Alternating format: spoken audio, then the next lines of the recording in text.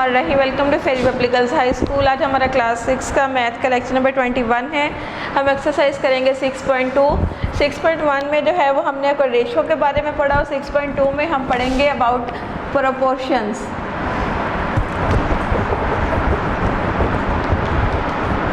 Proportion क्या है? The relation of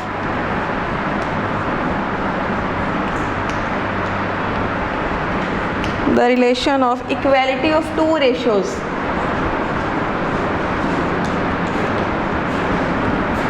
Equality of two ratios. कि टू रेशियोज़ की जो इक्वालिटी होगी जो उसको हम बोलेंगे प्रोपोर्शन। फॉर एग्जांपल एक रेशियो हमारे पास 1:2 और दूसरी रेशियो हमारे पास है 5:10। हम अगर इन दोनों को इक्वल करके लिख दें तो ये हमारे पास इसका प्रोपोर्शन होगा।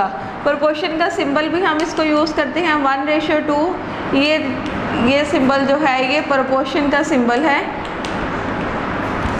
इसको सॉल्व करने के लिए अगर हम देखें कि फर्स्ट और फोर्थ क्वांटिटी जो है, फर्स्ट एंड फोर्थ क्वांटिटी जो है उसको हम बोलेंगे extreme,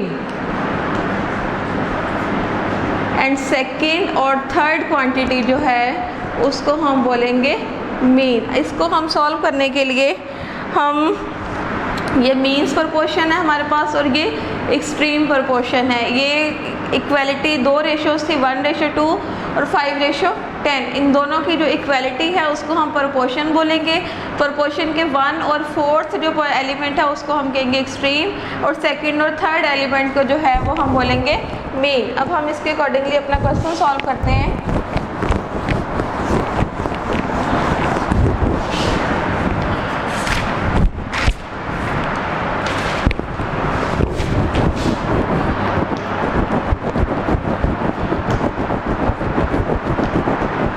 find value of P। First question है हमारा वैल्यू ऑफ P फाइंड करना है हमने। P/5 = 3/10। इसको हम क्रॉस मल्टीप्लाई कर लेंगे। क्रॉस मल्टीप्लाई लाइक P को इसके साथ और ये हमारे पास इधर आ जाएगा। P/5 = P/5 = 3/10। P multiplied by 10 and 3 multiplied by 5। ये हमने इसको क्रॉस मल्टीप्लाई कर लिया। P जो है वो इधर रहेगा, 10 मल्टीप्लाई हो रहा था वो इधर आके जो है डिवाइड हो जाएगा।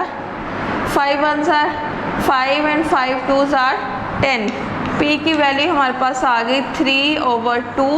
ये 3/2 भी रह सकती है। अगर हम इसको डेसिमल में कन्वर्ट कर दें तो ये हो जाएगी 1.5। ये दोनों टाइप में हम इसका आंसर लिख सकते हैं।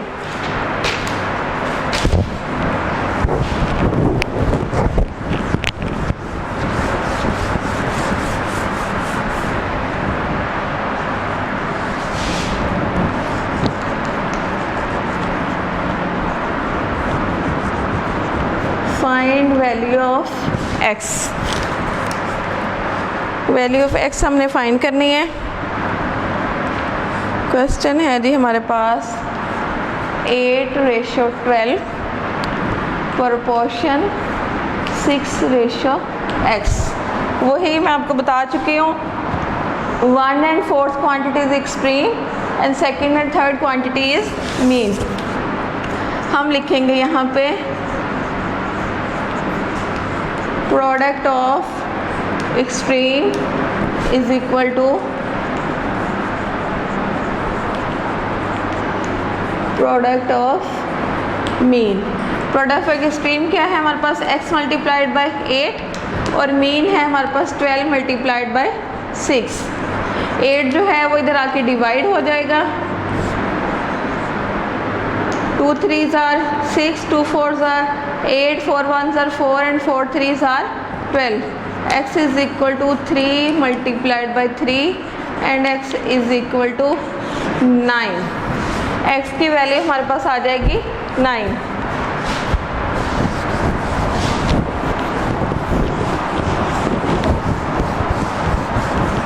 अब नेक्स्ट जो है वो इसकी स्टेटमेंट्स हैं 6.2 एक्सरसाइज में। फर्स्ट स्टेटमेंट है हमारे पास, फर्स्ट स्टेटमेंट है 5:9 is a ratio if we increase first element of the ratio up to 40, कि एक रेशियो हमारे पास है 5:9, अगर हम उसका फर्स्ट एलिमेंट जो है वो उसको 40 तक इंक्रीज कर दें, what will be the second element. अभी हम क्वेश्चन सॉल्व कर लेते हैं। रेशियो हमारे पास है 5:9, फर्स्ट ये प्रोपोर्शन में ही होगा हमारे पास। अगर इसका फर्स्ट एलिमेंट जो है 5 को जो है वो हम इंक्रीज कर दें, वो हो जाएगा 40, तो सेकेंड एलिमेंट को हमने फाइंड करना है कि सेकेंड एलिमेंट हमारे पास क्या होगा। सेम वही एक्सट्रीम और मीन के अकॉर्डिंगली हम इसको सॉल्व कर लेंगे। Extremes is equal two means, extreme हमारे पास है x मल्टीप्लाइड बाय 5, ये है 9 मल्टीप्लाइड बाय 40, x इधर है 9 आके इधर डिवाइड हो जाएगा हमारे पास, 5 1s are 5, 5 8s are 40, x is equal to 9 multiplied by 8, x is equal to 9 8s are 72, तो सेकेंड एलिमेंट जो है वो हमारा क्या बन जाएगा 72।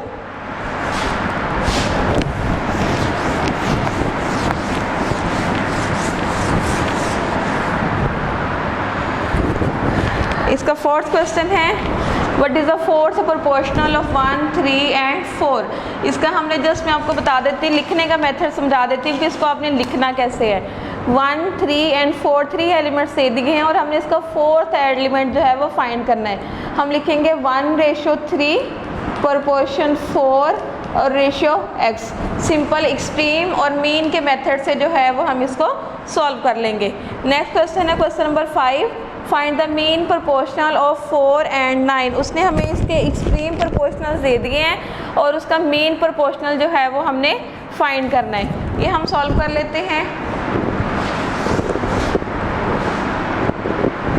4 रेशियो प्रोपोर्शनल 9, 4 और 9 दो एक्सट्रीम प्रोपोर्शंस हैं हमारे पास, हमने मीन प्रोपोर्शंस जो है वो फाइंड करने हैं।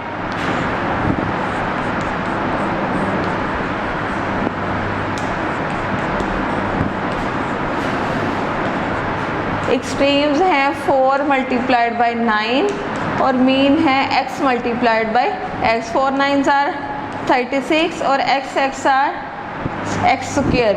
अब हम इसका स्क्वायर रूट ले लेंगे, इसका स्क्वायर रूट के साथ ये कट जाएगा, यहाँ पे बचेगा सिंपल x और 36 का स्क्वायर रूट हमारे पास आएगा 6।